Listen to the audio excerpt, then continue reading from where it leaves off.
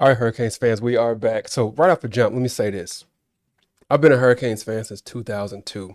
I've watched probably every single game since then. True fact.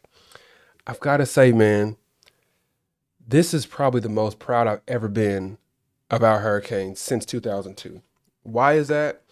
Mainly because if you've been following this Hurricanes team, you know every time we start off 3-0, 5-0, 7-0, 9-0, whatever it is, after we lose that first game, we never look the same.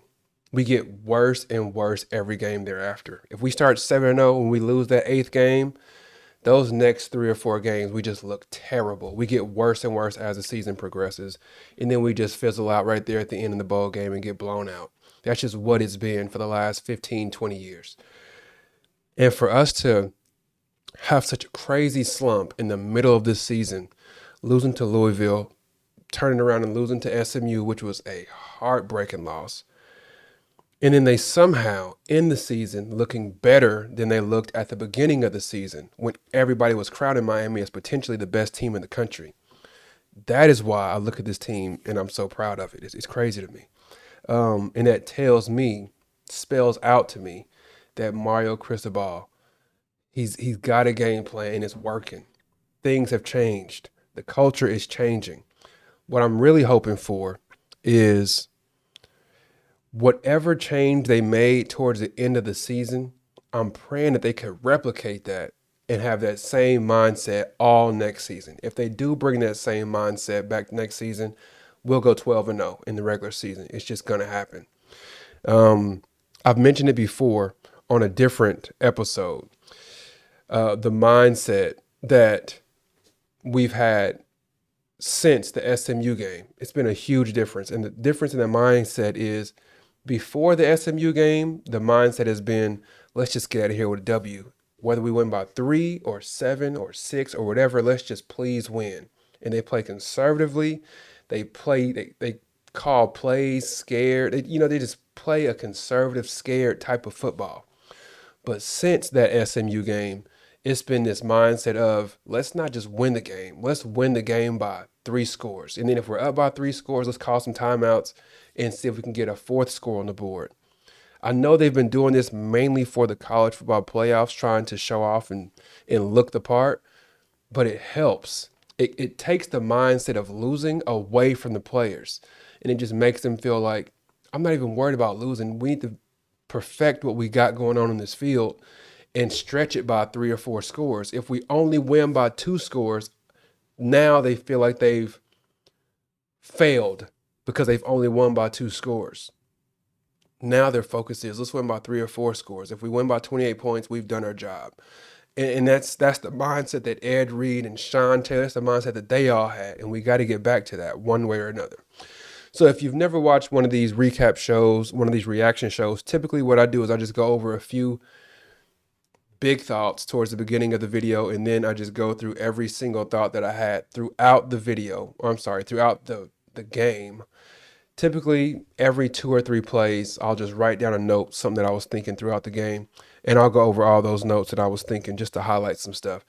This week will be a little bit different since I don't know what's coming going forward. I can't tell you we're playing so-and-so next week, so this might, we might need to capitalize on that, or we're playing against this team, so we can't do that again. We don't know what's coming. I do know I will be making a video shortly about what I think our playoff situation looks like. Obviously, I'm not going to be doing any more videos on the ACC championship because that's been decided and we're out of that. But I will be making a video about our ACC chances because I'm sorry, playoff chances, because I do think that there's a potential that we can get in there, but the chances do not look great, just to be honest with you. All right, so big picture, right? The first thing is the fact that we were able to bounce back. That's a beautiful thing. We have not done this. Just think about a time where we started off the season looking good and then we ended the season looking just as good or better. I can't think of a time we've done that in 20 plus years. So the fact, like the way that we played Pitt, I think that team that we had on the field against Pitt would have beat Notre Dame by 10 to 15 points, 10 to 17 points probably. They just played an aggressive offense. They played aggressive defensively. I don't know what teams that we played this year that would have beaten us. Like if we played SMU the way we played Pitt, we would have blown SMU out of the doors. Like y'all know that would have happened. Louisville was kind of different, y'all. I'm not gonna lie to you. Louisville was different. There was a lot of things about that game that I wasn't upset that we lost that game because it was a lot going on there. Mainly because the other coach put all of his shells and he put all of his eggs into one basket. As you can see, if you just look at what happened to Louisville after that game, it's obvious that coach put all of his eggs into one basket. I need to win this game, call every single play that I've had cooked up all year, put it in this game, and let's see what happens. And they ended up beating the Hurricanes. So I'm not too mad about that game. It is what it is. The SMU game still hurts. But anyway, it was nice to see SMU lose. I'm not going to lie to you. I kind of like to see them lose yesterday because I did not want them to win the championship. Okay. The next big topic is the fact that I just put all caps dominate with an exclamation point. It's nice to see the Hurricanes just dominate a team like they're supposed to. On paper, we are much better than every team in the ACC, but unfortunately, we either start off good or tail off to the end, or we start off slow and then we get real nice towards the end, the last couple of quarters, or the offense looks terrible, the defense looks great. It's just like Smokey was saying, y'all either got Kool-Aid, but you ain't got no sugar. You got peanut butter, you got no jelly. That's what it's been this whole season and the seasons beyond before this one. If we have this, for whatever reason, we don't have that. Great first half, and then you just tail off in the second half. But this game and the game before that, the game before that, we've put some complete games together. So it's really nice to see them just dominate a team from the beginning all the way to the end. And I truly believe the main reason why we've been able to do that is because the college football playoff demanded our team to go out there and put on a show. It demanded our team to go out there and dominate teams. If we can take that mindset into next season and say, I don't care about what the college football playoff says. We're playing against Syracuse today. We're not just focused on getting out of here with a victory. We need to beat them by 3 to 4 scores. If you have that mentality, maybe it will be a little closer than you expecting. You only win by 10, but you still won the game. I think we need to have that mindset going forward. The next thing I have on here is, where has this Mario been? Did y'all not see how loose and hyped he was on the sideline? I don't know where that Mario has been. I remember seeing him super fired up when he was at Oregon. There was a player that caught a first down. He got up and spun the ball on the ground, and then he ended up, like, I think more time went off the clock than they wanted, or something like that happened. They ended up calling a timeout or something. And then the player came to the sideline, and Mario Cristobal was laying into him. And I was like, I mentioned this, I think, at the end of last season. I was like, where is that Mario where there's emotion? Like, you just don't ever see any emotion out of him. So it was nice to see him on the sideline, like clapping when they got a big first down, or when they stopped the team on fourth down, he's on the sideline, like pointing the other way, like, no, it's going that way, going that way. And then the referee actually walked over there, blew the whistle, and was like, first down Miami. And Mario Cristobal did the first down sign with the referee. And I'm like, I like that Mario quite a bit. I need to see a little bit more of that. Loose, seeing him excited from time to time. I do think, and I'm going to have somebody who was actually in the meeting, or somebody who was actually in the building, come and tell me that I'm wrong about this specific topic. And if no one ever comes and tells me that I'm wrong about this, I'm going to continue assuming that I'm right. And what that is like, I have no doubt in my mind that someone had a conversation with Mario Cristobal and said, look, I understand what you got going on here, but it's not working. Like, this mentality of run the ball straight ahead, be as vanilla as you possibly can. We've got better players, so if we just run it straight ahead, we're going to win. I think somebody came and said, hey man, we're too uptight. This is not working. Our offense is trash. Let's allow a little bit of imagination to be thrown into this football team. Let's allow the wide receivers to throw the ball down the field from time to time. Let's allow the wide receiver to line up as a quarterback, get the snap, and then actually pass it as a quarterback. Like, what? Let's allow a double pass from time to time. Let's allow a flea flicker. Like, Something happened. I don't know who it was. Maybe it was OC Dimples. That's who I assume it was. I think that he had a meeting with, and I don't have any inside information. I just think that they had a meeting between Mario Cristobal and OC Dimples, and Dawson told him, we have to open this up a little bit more. We have to, or we're not going to win. It's obvious that people know what we're doing and they're shutting it down. 4th and 1, we cannot always run it straight ahead. It's not working. So give me the opportunity to do what you brought me here to do, which is move the ball up and down the field. I got to spread the defenses out. I've got to do some misdirections here and there. Since that SMU game, that offense looked totally different, and you cannot tell me that it had nothing to do with a conversation that was had. I'm telling you, I truly believe that's what happened. Okay, next topic that I have written on here is, if I can get into my phone from my notes, running up the score against Pitt. So I'm gonna tell y'all right now, even if we weren't trying to impress the College Football Playoff Committee, I still say run the score up on these clowns. Why? Because Pitt had the opportunity to help us against Notre Dame, and what did they do? They went out there and said, man, y'all can score 100 points on us. I don't care. The Pitt team that I saw play against Pitt the Pitt team that I saw play against Notre Dame was nothing like the Pitt team that I saw play against Georgia Tech. Nothing like it at all. They are some clowns as far as I'm concerned. They just mailed it in when it comes to Notre Dame. They didn't even care to play them. They went out there and just said, beat our heads in, that's fine. I'm going to go play Georgia Tech, and I'm going to go play Miami as good as I possibly can, but I'm not worried about losing to Notre Dame. Since they had that mindset, I was like, go ahead and pour it on them, Mario. Embarrass these clowns. For once, I will say, forget sportsmanship. Run the score up on these clowns, and I'm glad that they did it. The next thing, I know a whole lot of y'all got kids that play sports. My kids are too young to play sports right now. I have a 4-year-old. My boy's a 4-year-old. I don't know what sport he's going to play, but maybe he'll play basketball like his daddy. I don't know, but we'll see. But if y'all do have kids that's playing sports, I'm praying that people are talking about Malachi Tony. The reason why is because I've been around kids who are super disappointed that they're only a 2-star, or they're only a 3-star, or they're fighting for this 5-star, but they can't get over the hump of being just a 4-star recruit. I'm praying that people around the country are watching what Malachi Tony has done. The dude was a 3-star recruit, and he looks to me to be a top 5 football player in the country right now. I don't mean top 5 receiver. I don't mean top 5 quarterback. I mean, if you just look at people as pure football players, I believe Malachi Tony is top 5. In my eyes, he is the best.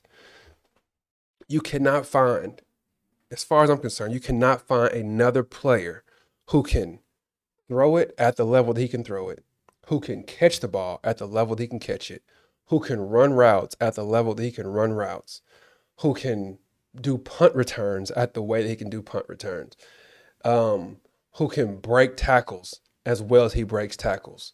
He throws it exceptionally. He does all of these things very, very well. I don't think there's anybody in the country as well-rounded as he is in the sport of football. I think he's number one. If you said that he was outside of number 5, outside of the top 5, I'd say you're crazy. If you told me he's not the best, okay, cool, whatever. But if you say he's not in the top 5, I would say you're nuts. That leads me to say, there was some conversation about earlier in this season. I was asking the questions like, is he the best freshman that we've ever had? And, some conversations came up about Duke Johnson, who I consider the most important recruit that we've ever had. I know that sounds weird, but I have reasons behind that. Maybe if you want me to do a video on that, I will. But I believe Duke Johnson's the most important recruit that we've ever had. And he came in and had an excellent freshman season and an excellent sophomore. He went on to be a great player, and then he went to the NFL and had a nice career there. But the conversation was basically between Duke Johnson or Malachi Tony. Who had the best freshman season? I'm here to tell y'all, Malachi Tony's freshman season is better than anybody's The door is closed on that. The case is closed on that. He showed out this season. For us to have a team as talented as we are, and for him to be the best player on that team, maybe not on the defensive side, because I think Ruben Bain is better. I think maybe I think Mesidor is probably better. But on the offense, he's easily the best player we have. Even if you look at somebody like Maui Noah, who's exceptional, I think Malachi Tony is a better player than Maui Noah. So, best freshman that we've ever had. I'm going to go ahead and give him that crown. And I was glad to see that he ended up breaking that record of Amon Richards, which I do like Amon Richards, but I don't think he can hold a candle to what Malachi Tony is. I always thought that he was I thought Richards was an overachiever, and he wasn't as good as people thought he was. I just thought he was a decent player that everybody thought was really, really good. No shade, but I just kind of think he's a little overrated from time to time. The next overall thing that I have on here is we had a really good run to pass situation. At the beginning of the season, we focused on running the ball to open up the pass. And like I told y'all before, when you have that kind of offense, you lean on your third downs way too much, and it makes your first and second down look like they are there for one reason, and that one reason is to make third down shorter. Like first down, you do a play. Second down, you do another play. And then if third down is 3rd and 3, it's like, okay, first and second down, they were good. It seems like that's the only reason why first and second down existed to our Hurricanes, was to make third down shorter. And I hated that. So the fact that they opened up things and they pass on first down, they pass on second down, they keep the other defense off balance, that's mainly what's changed everything in our offense. Instead of us just running it up the middle on first down, okay, we got 3 yards. Run it up the middle on second down. Okay, we got 3 more yards. Now it's 3rd and 3, 3rd and 4. So that means since it's 3rd and short, 3rd and manageable, first and second down, they worked. I'm like, nah, bro. We can't do that. We cannot keep doing that long term. And thankfully, they did change things. The reason why I was saying that mainly because I remember last year watching Cam Ward's offense. And I've told y'all before on this channel multiple times, every play I watched Cam Ward, every play, I was like, this is probably going to be a first down, but it could be a touchdown. And I mean, every single play I would think that. Whether it was 1st and 15, 1st and 20, 2nd and 18, it did not matter. I was like, they're probably going to get a first down on this play. They never, quote unquote, wasted a down, ever. Every play, there was a chance that it could score a touchdown on every play. Mainly because they were aggressive on first down and they were aggressive on second down. Every single time. And whenever we would have like a 1st and 20, if we ever did run the ball, it would end up getting like 12 or 13 yards because the defense just did not expect that to happen. So I was glad that we got closer to that. No, we weren't. Let's be honest, we weren't close to being as good as that offense was, but we got closer to that towards the end of the season, which was really nice to see. The next thing, this was kind of a crazy situation for us because I can actually say that our opponent lacked the discipline that we had in this game. I did not think we'd ever be able to say that in the Mario Cristobal era, but I can actually say that, and it's a true statement. Pitt came unglued. I don't know what happened to them. It seemed like they just got overwhelmed. They got frustrated because they couldn't figure out the offense. Their defenders were doing dumb stuff left and right, getting out. They just did not have the discipline, the capacity to handle what was going on in front of them. They lost their composure, all of that stuff. And this is the first time since I've been doing this podcast that I can actually say the other team lost their composure and they didn't have the discipline level that we had. It's crazy to say, but it's true. And then also the last thing I have as far as just the overall statement of the game was that the Hurricanes actually got a friendly whistle this game, I thought, which was really nice. I can't think I've ever said that before either. Every game that I'm watching, if there's let's say if we're on defense, right? And then they'll say there's 3rd and 6 and the other team is throwing the ball down the field. When there's an incomplete, like let's say they throw it down the field and the ball hits the ground. I know a lot of us football fans do this, but more than anybody else, I'm telling you, I'm like, oh, tell me there's not a flag on us somewhere. Tell me there's not a defensive holding somewhere. Tell me there's not a pass interference somewhere. Tell me there's not an illegal hands to the face somewhere. Like, it seemed like that happens so much to us on third downs. It's crazy. Every third down, I'm like, oh, please tell me there's no flags, no flags, no flags. Okay, good, we're all right. But we actually got a friendly whistle. Things went our way this time with the referees, which was, I'm not saying that they cheated for us or anything like that, but this is the first time where I'm like, I didn't leave the game thinking we got hosed. So it is what it is there. Okay, now let's just start going through the play by play thoughts that I had throughout this game. The first thing I have on here is very first play, first snap, Miami gets a sack, and I was like, "We looking good, y'all." Like, because I remember listening to and reading all kind of articles and watching people articulate what they thought would happen. And I watched Pitt play against. I think whenever you're watching film on a team, you should watch a game that they won, and you should watch a game that they lost. I've always thought that. If you watch a team and the only thing that you do is watch them win, it's not going to do anything for you. It's going to make you think this team is unbeatable. They've got no flaws and nothing works against them and nothing rattles them. So it doesn't make sense to watch a team. Just watch their good film. You got to watch the film that make like where they actually lost. Watch the film against Notre Dame and see what Notre Dame did that really concerned them. So I watched Notre Dame game and then I watched the Georgia Tech game. I watched both of those. I really keyed in on the Georgia Tech game because I wanted to see what Pitt did in the first half when they were just killing them, and then what happened differently in the second half. I wanted to see what those differences were.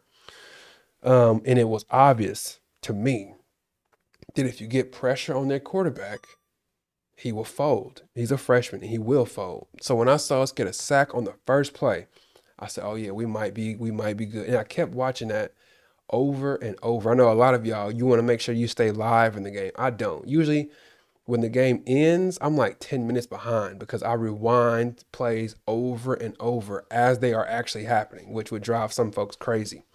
So I kept rewinding that play because I wanted to see, sure, we got a sack, but how did we get that sack? Is that something that we're going to be able to exploit every play going forward? Or did an offensive tackle just miss the block and look somewhere different and totally left somebody free?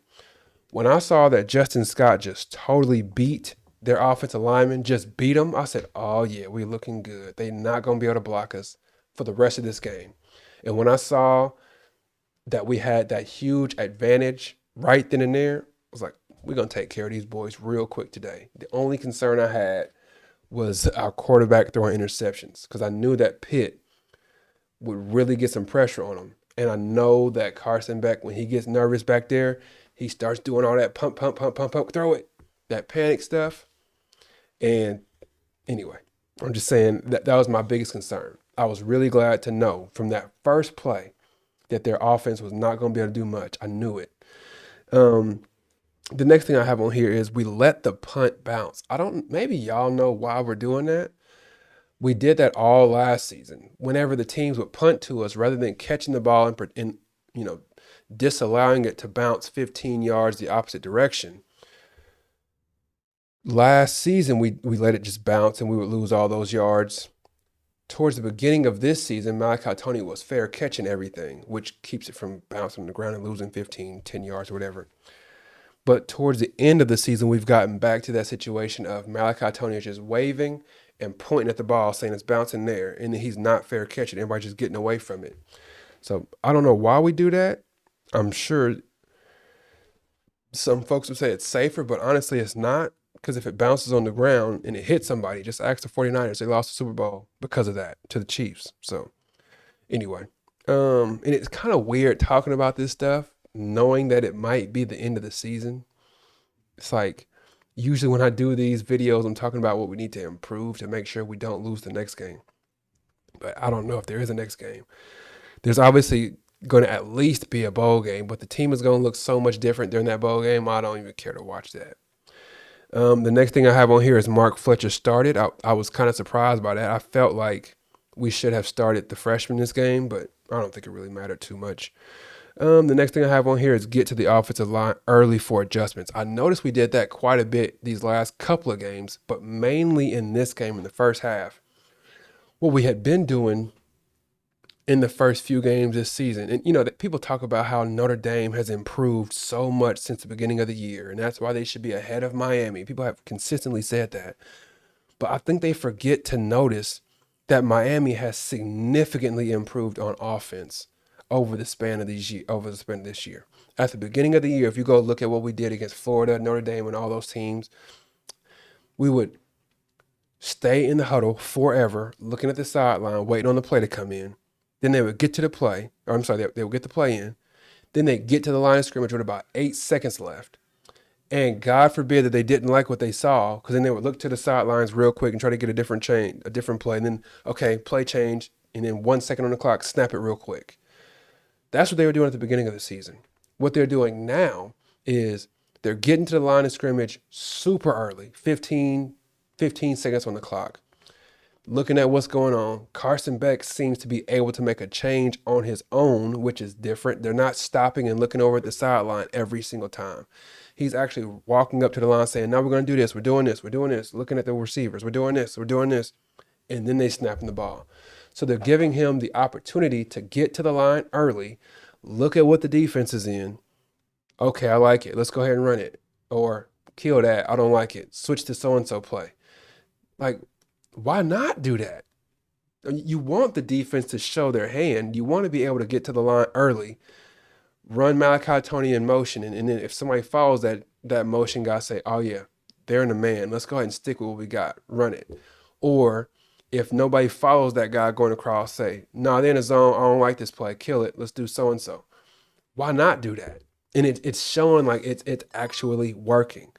And I know people want to kill Mario Cristobal for all kind of different things, but the one thing that I'm going to give him the most credit for this season is the fact that he has shown me that he is not worried about being right, but he's more focused about getting it right. And I love that. If something's not working, kill that and do something different. If my philosophy and my businesses aren't working and somebody comes and tells me, Jordan, we're not making as much as we did last year because we're doing this, we got to change it. I'm like, okay, well, let's change it up. And it looks like that's what Mario Cristobal is doing. That's a wonderful thing to see. The next thing I have on here is a Marion drop. And then the next play, we got sacked. It just ruined the drive. Like, I almost said we can't keep doing that this season, but again, I don't know what's left in this season. So it's just weird, man. But I talked about it a lot this season, how our team there weren't many opponents that we faced that just caused our offense to just be a stalemate. Notre Dame did that because their corners and their safeties were so good that they did cause like problems for our offense. Florida, from time to time, they caused real problems where it wasn't just us beating ourselves, but it was just like, damn, that was a good play by that defensive back. But the teams outside of those two, whenever we got stopped, most of the time it was our fault. We either, like here, drop a pass on a 2nd and 5. That should have been a first down. And then next thing you know, on 3rd and 5, we get sacked and we got to punt the ball away. Or it's 3rd and 10, we get a first down, and you look, oh, no, holding, bring it back. And then, now it's 3rd and 20. And the next thing you know, there's a false start. 3rd and 25. It's like, okay, damn, we done killed this drive. So there were so many times during this season where we would shoot ourselves in the foot more than the defense would actually stop us.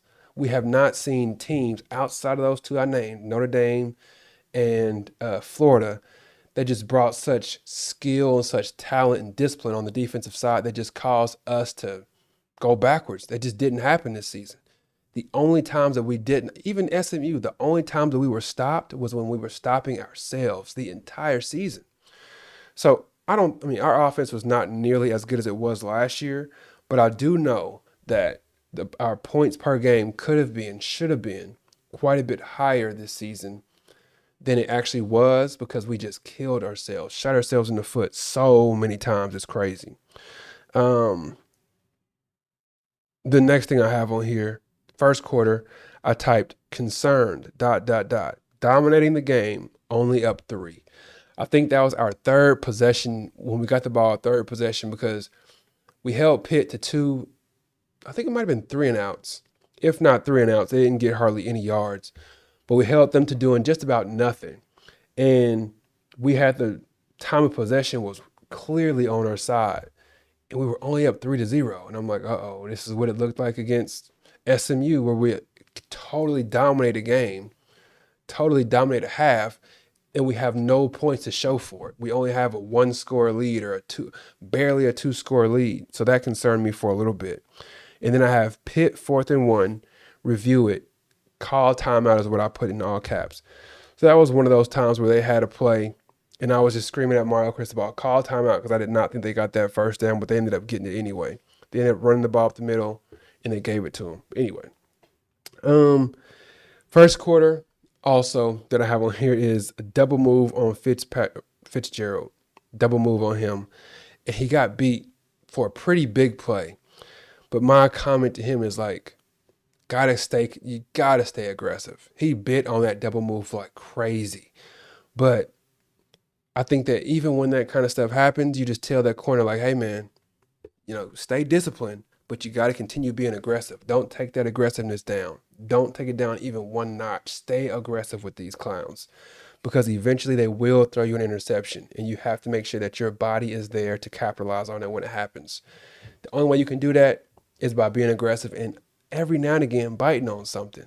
And it was crazy because I'm looking at it and I'm like, watch it, 8. Like, 8 was back, but then he kept biting up and biting up. I'm like, 8, better watch it, because I just knew they were going to do a double play eventually. And then as soon as that happened, I'm like, ooh, safety bit on it. The corner bit on it. Nobody back deep. Almost was a big touchdown play on us. 8 got a little nosy and started sneaking up to the line a little too far. The next thing that I have on here is Poyser's big hit on the quarterback. My goodness. That is something that I was saying all season about Georgia Tech's quarterback, because he annoys me. Haynes King annoys me so much. I kept saying, I need to see somebody hurt this quarterback. I don't mean injure him. I don't want people to get injured. That's not what I'm saying. But what I'm saying is, these quarterbacks, they will run and run and run because the rules protect them so much that they will run as much as you allow them to run. The way that you show them that you're not going to allow them to run is once you get a chance to give a clean hit on them, you have to hurt them with that clean hit. Again, nothing dirty, not injuring them, but just hitting them so hard they'd be like, ouch, that hurt. And that's what happened to him. And if you noticed, he didn't do too much running anymore after that play. He was done with that because he knew, if I go out there and I'm jumping over people and just doing hurdles and doing spin moves and all that stuff, these players will hurt me over that. And I was glad that somebody actually did that in this game. Haynes King, he get out there and he do all that cute running around with that slow, long stride and getting, sliding every chance he get. And I'm like, if y'all just hurt him one time, again, not injure, but if you just put one on him real good, he's going to stop doing that. And it just, as many times as I watched Georgia Tech play, nobody actually laid one to him. And that's why he was so successful throughout the year doing that stuff. I put on here after that, Pitt penalties and mishaps, personal fouls, false starts, everything, you name it. They were all over the place. They looked like a team that just was not ready. And it looked like a team that was incredibly overwhelmed way too soon. What it really reminded me of was, I grew up with an older brother and a younger sister. And I played sports. My brother played sports. He ended up playing Division I basketball. He was actually pretty good. But imagine he was always much bigger and stronger than me. So we'd play one-on-one all of the time. And very often those games would end up in a fight. Why? Because I was losing and I knew I couldn't beat him. If I'm down 8-3 and we're going to 10, it's time to fight. Like I obviously can't beat this dude. He's blocking everything I shoot. He's going around me and landing up every time. I can't beat this dude, so now it's time to fight. It seemed like Pitt had that mentality right there towards the end of the first quarter. It's like, we can't beat these dudes. Now I'm frustrated. Now I want to push CJ Daniels in his face. Now I want to do this and do that. Like, they were just doing all kind of nonsensical stuff because I feel like they felt early in the game that they were just outmatched and outmanned. It seemed pretty obvious to me. Mainly it was obvious because I've been in that situation before. Real recognize real, right? When you've been in a situation, you can look at somebody and recognize when they're in a similar situation. So I definitely understood where they were coming from on that. Pitt, 3rd and 9, first down run for Pitt. That was really frustrating. That was really frustrating to me.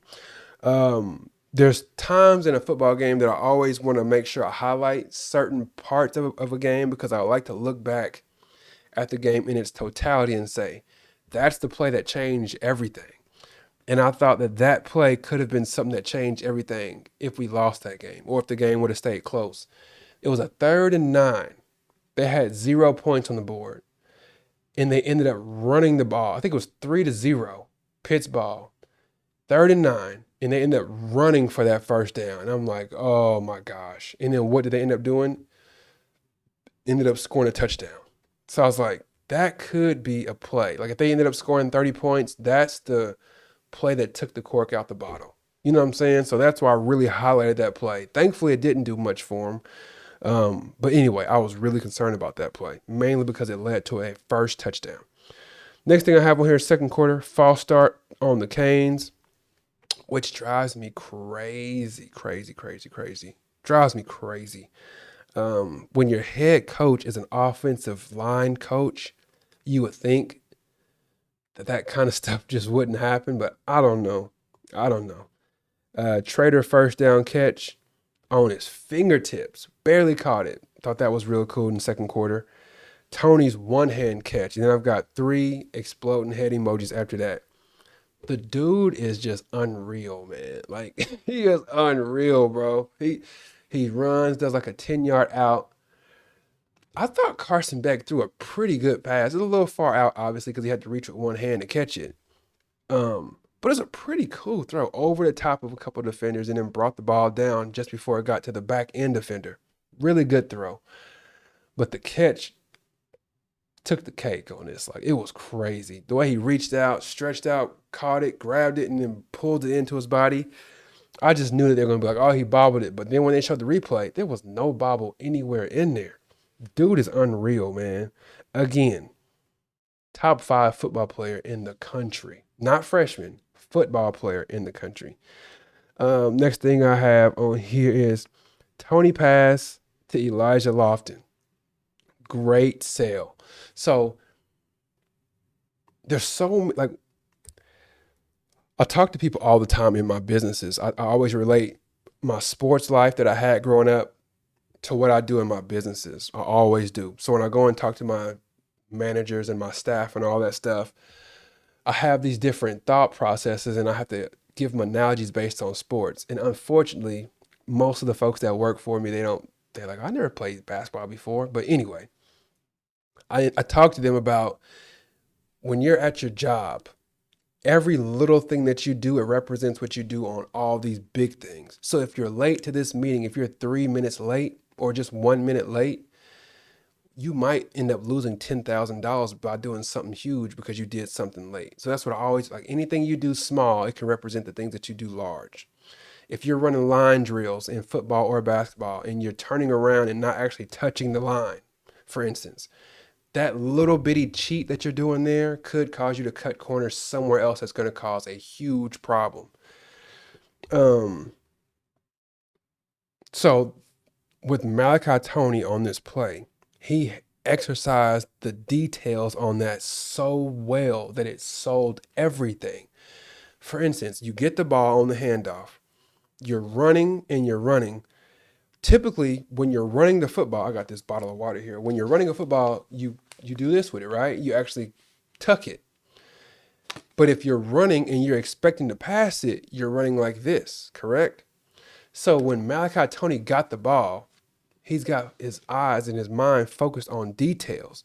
So instead of him saying, I'm going to be passing the ball, so I need to make sure I've got my hands and my football ready to throw it, he's got the ball tucked, selling it as a run. That's the little details that people just overlook and they don't realize things like that. It made the defense bite like crazy. If he comes out there and he's got the ball out running like this, people are saying, "Oh, he's throwing this." But when he's got the ball tucked and he's running down to the, toward the sideline, and he's got it tucked like this, and all of a sudden he pulls it out and throws it, that little detail makes somebody bite just a second or two too much, and they throw it over the top for a wide open touchdown. Details win the games. So I'm sure a whole lot of y'all folks are out there coaching and you like, yeah, I tell my team that all the time. Like the details are the things that's so important in these games. People overlook it. Next thing I have on here is the review on that pit catch. The dude's feet were in the air. It was an Leave this in the comment section and explain this to me because I truly do not understand it and I really mean it. If you can explain in the comment section how they came to the conclusion that they should uphold the play call, let me know how that was, because I heard the guy actually say, okay, he's got his hand on the ball, but he's not in possession of the ball yet. I was like, okay, right. And he was like, okay, now that he has possession of the ball, his feet are in the air. And I'm like, okay, yeah, so incomplete. And then he was like, the first thing that touches the ground after he has firm control of the ball is his body landing on the sideline, out of bounds. And I'm like, okay, incomplete. And then out of nowhere, he says, okay, so are we all on the same board that we're going to uphold this catch? I'm like, wait, what? Like, I didn't understand that. Like, it seemed like everything that they were saying was building to them saying incomplete, we'll overturn it. But all of a sudden they're building this way, building this way, building this way. And they're like, okay, yeah, play stands. So I don't know how that happened. I still to this, I've watched that multiple times. I've watched the game twice now. I still don't understand how they came to the conclusion that the play should stand. I don't get it. So explain that to me, please, and thank you. All right. Pass to Bauman for 20 yards. Play action pass. My OC Dimples was in his bag in this game. He had that defense so off balance, and I think that's part of what got them so frustrated. We start off passing aggressively. Then we start running the ball, and we're getting 7 or 8 yards every carry. So then they're like, okay, I gotta get up here and stop this run. Then he does a play action, throws it over the top to Bauman, right down the middle of the field. He's gone. Like they didn't know what was coming, and that's what an offensive coordinator does. He just keeps you off balance, and that's what he was doing in that game. It was beautiful to see. And I've got a Tony touchdown pass, great loft, great play call. So, yeah, like Carson Beck, I had some huge concerns at the beginning of the season, huge concerns in the offseason. He ended up being actually what I expected, to be honest with you. He's not somebody that can go out there and be a Patrick Mahomes where you're just like, this team isn't very good, but you can make all these plays. You can keep plays alive. You can throw it to these receivers and no look passes and all that just to give us a little bit of hope. He's not that kind of guy. He's more of like an Alex Smith dude. Like if you've got a good defense, if you've got a good offensive line, if you can keep everything on schedule where he just dropped back 1, 2, 3 step, I know I'm throwing it here. 1, 2, 3 step, I know I'm throwing it there. If you can do that for Carson Beck, he is excellent. And that's exactly what he's been. Towards that lull in the middle of the season where we lost 2 out of 3 games, we got too conservative, started playing a little too scared. I think our coach, offensive coordinator, I think they got a little too concerned about Carson Beck being a scared football player. Like I think they got a little too concerned about that and got too conservative trying to combat that, and that's how we end up losing some of those games. But it's hard to blame somebody when your quarterback is throwing 4 interceptions in one game, right? So, the Tony touchdown pass. So he started in the backfield. I'm like it looked like to me like so Tony started in the backfield, then he shifts out. When you do that, you get him aligned to somebody who does not want to guard him. Most of the time, it's going to be a linebacker or maybe the nickel defender. So when they do that, it just gets things a little off whack for them, and they're not interested in the defense is not interested in having Tony being guarded by a linebacker. They're just not. So that's a beautiful thing to see.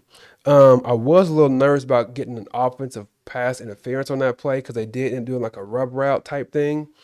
And then I love to see how Carson Beck, instead of just trying to do too much and put the ball on him, he just float the ball out there and let Tony go get it. A beautiful thing to see. And then it was really nice to see that Beck was actually happy again, celebrating after the plays. Um, and what I put on here is this is what Beck came here for. He saw the success that Cam Ward had, and he's like, I need to go there and have that same type success. Unfortunately, during those losing those 2 out of 3 games, like that was such bad football we were playing. Carson Beck is frustrated, the offensive coordinator is frustrated, everybody's wanting to point fingers at each other. So-and-so ran the wrong route, all that crazy stuff that was going on. And Carson Beck said, I'm just running the play that's being called. It was obvious that people were frustrated with what was happening on the offensive side of the ball. It was crazy stuff that we were seeing. So whenever we're seeing Carson Beck doing all these celebrations again, it's obvious to me that he's saying, all right, this is what I came here for, man. I came here to have these ridiculously good skill players all over the place. I came here to have I always call them 6-point plays, which means it doesn't matter what kind of defense you call on this. This play call is so smooth, it's going to work and get us 6 points just because the scheme is so good. Carson Beck was able to get a few of those these last few weeks, which is nice. Just free points. It's almost cheating for Carson Beck, some of these plays that's been called. It's like that touchdown pass to Tony on that, it was so wide open because the scheme was perfect. So he's basically cheating for him in a sense. Okay, next thing I have on here is Poyser gets offensive pass interference. That was nice to see. So Poyser was in really good position. Dude's jumping all over his back. And I knew from the jump, that's offensive pass interference. And it was nice that they called it that way. 45 seconds left in the half. And I'm screaming to the team, do not let them throw the ball over your heads. Please don't let them score somehow on this, getting some kind of crazy touchdown. Last drive of the half, blitz. So our defensive coordinator is blitzing far more than I expected to this season, but it's working. So I guess I would say continue doing it, but again, I don't know what's left in this season, so I don't know if I can say continue or not. Called a timeout after the sack. That was nice to see. I'm hoping and praying that this kind of mentality carries on to next season, y'all. You saw at the beginning of the season, if we were on defense and it was 2nd and 10 and the clock is ticking, there's only a minute and a half left, Mario Cristobal at the beginning of the season would just let that clock tick all the way down. But now, if there's a minute and 30 seconds left, they've got the ball and they just run it. Let's say they run the ball on 2nd down. Now he's like, no, timeout. Go ahead and give me that ball back. I love to see that aggressiveness. Instead of being up just 2 scores, let's go up 3 real quick. And then if we get the ball back, third quarter, let's go up 4 possessions. That mentality, we got to continue with that mentality. 3rd and 37 is what Pittsburgh ended up facing before the end of the half. 3rd and 37. And I'm like, please watch the screen pass on this. We got beat for a huge screen pass last year. That was just, ugh. And I'm thinking, y'all, please don't let this screen pass. And it ended up doing a draw play, but we stopped him. Next thing I have on here is I saw a funny sign that said Miami smells like fish. I just thought that was funny for some reason. Then we ended up running the clock out. Next comment I have is Anthony McFarland. I know people call him Booger McFarland, but I don't call adults Booger. I refuse to call grown man Booger. Anthony McFarland had the green and orange on. So I've been a huge fan of Anthony McFarland for quite a while, actually. As y'all know by now, I'm a huge Tampa Bay Buccaneers fan and also a real big Peyton Manning fan. So Anthony McFarland was a defensive lineman for my Buccaneers when we won the Super Bowl. And then he ended up going and being a defensive tackle, actually, for Tony Dungy in Indianapolis and won a Super Bowl there. So I've been a huge fan of him as a player. And now that I'm honestly not even going to say he's going to bat for us. He's just speaking logic against fools like Joey Galloway, who I just lost all respect for on a different level. Like Joey Galloway, like he's a clown to me. I do not like Joey Galloway at all. I used to think he was cool. I do not like dude at all. He's a little too curt for me. That's the thing I don't like about. I think a little too curt. Anyway, third quarter. Anyway, Anthony McFarland had green and orange on. I thought that was pretty cool. I don't know if he did it on purpose, but I know he's been talking to Joey Galloway about the Hurricanes, saying that we should be in the playoffs over Notre Dame. And Joey Galloway continues saying, nope, Notre Dame should be in there over Miami. Miami's done. Miami has no chance. They shouldn't have lost those two games. Nope, it's too little too late. That's all Joey Galloway is saying. Anthony McFarland is saying, but they beat Notre Dame. But Miami beat them. They played Notre Dame and Miami won. So how can they not be in there? So he's been saying that for like the last 3 weeks. So I thought it was pretty funny, humorous to see him wearing a green suit with an orange tie. I don't know if he did it on purpose, but anyway. Third quarter, I was saying watch out for the onside kick to start the half. That's what I would have done if I was Pitt. They really didn't have anything to lose. It looked like the game was getting away from them. So the more possession they could get, the better off they would be. I thought they were going to try to do an onside kick, but they did not. Fletcher ran the ball really well, but it's obvious, y'all, that there's a certain pop, a certain burst to this team when Pringle's on the field. It's obvious. And I really think that Fletcher ran the ball really well. But when Pringle gets in the game, he runs. I don't think there's a running back. Well, no, there's not a running back on this team that can run a zone run scheme as well as Pringle does. He runs it perfectly. I don't know how he's able to do that as a freshman, the way he runs a zone run scheme. He runs it like Arian Foster used to run back with the Texans. He gets the handoff. He's running down, let's say he's running a screen, or I'm sorry, he's running a zone run to the left. He gets the handoff. He glides, and as soon as he sees a hole, boom, takes off up the field. Like he does that exceptionally well to be a freshman in college. It's crazy to me. But once he hits the hole, it seems like the first 3 yards are just a given to him. Like he gets the handoff, and then once he sees the hole, he's automatically getting 3 yards every time. And then he might just end up changing that 3 yards to 6, 7, 8, or maybe even breaking a 50-yarder.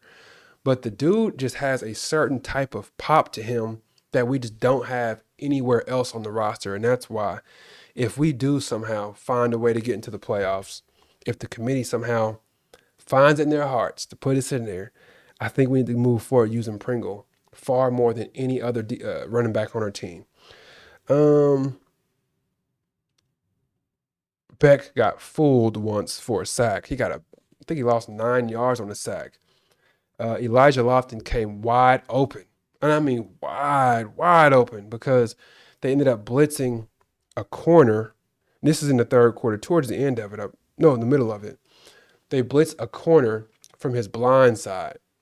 The guy was lined up right in front of Lofton, looked like he was going to guard him one-on-one, didn't have any help in the back. And Carson Beck didn't look that way. And Lofton just had a free release. I didn't see anybody guarding. Lofton took about 2 steps and then turned around waving his hands like, throw it, I'm wide open. But Carson Beck never looked that direction and ended up getting sacked. He just got fooled once, and that's going to happen, right? CJ Daniels lured a guy into a personal foul. I thought that was nice to see somebody else, some other team doing dumb stuff like that. And then unsportsmanlike after third down stop. And then it gave Miami a first down. That was nice to see. It was like, for once, our team was not doing anything like our number 3. I don't even want to say his name, but number 3 last year, wide receiver. Y'all know what kind of stuff he would do last year. His name almost became a verb. He would do that kind of dumb stuff last season. So it's nice to see other teams doing that and giving us those first downs for once. Beautiful thing to see. The Beck trick play. That play looked hella weird. I don't know what it was supposed to do. So he handed the ball off to Fletcher.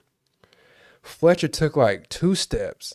Then he turned towards Beck, took a couple steps towards Beck, and then threw like a floater. I don't know what it was supposed to do, but I will say this.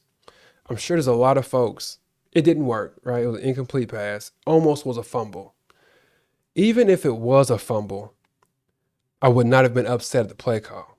At first, when it happened, my first inclination, my first thought was to be like, if we're running this ball right down their throats as consistently and as well as we have been, why not just keep doing it? It's working. But I complained about them doing that earlier in the season. So if it was bad earlier in the season, I can't be saying do it now. You get what I'm saying? You got to be fair in this kind of thing. So the fact that he called a trick play and it didn't work, I'm not going to sit here and kill him for that because I was begging for him to be more imaginative earlier in the season. That's what I'm getting at.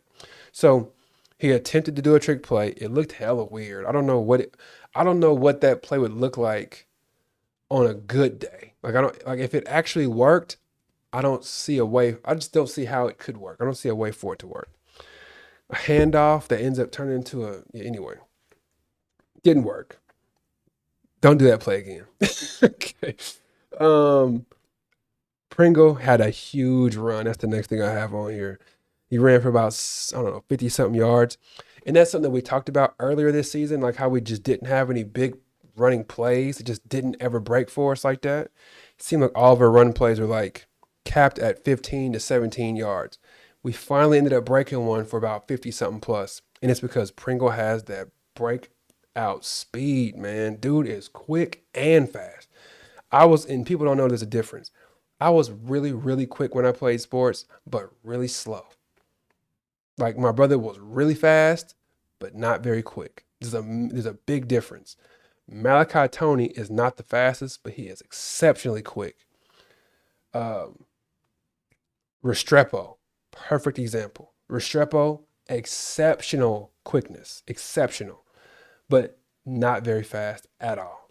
His 40 time was probably like a 4.7 or something. But the dude is one of the quickest players on the field. He can change directions like crazy. So Pringle is quick and fast, and that's why he's able to get these quick bursts. He's able to get you a quick three if you need one. Also able to break it for 53 if you need that. Um, Assisting the runner penalty. Believe it or not, when that play happened and I saw that referee throw, I saw it live. I saw the referee throw the flag, and I was like, he's gonna call that assisting the runner penalty. The reason why I knew that is because they made such a big deal about that. I think it was either last game or the game before.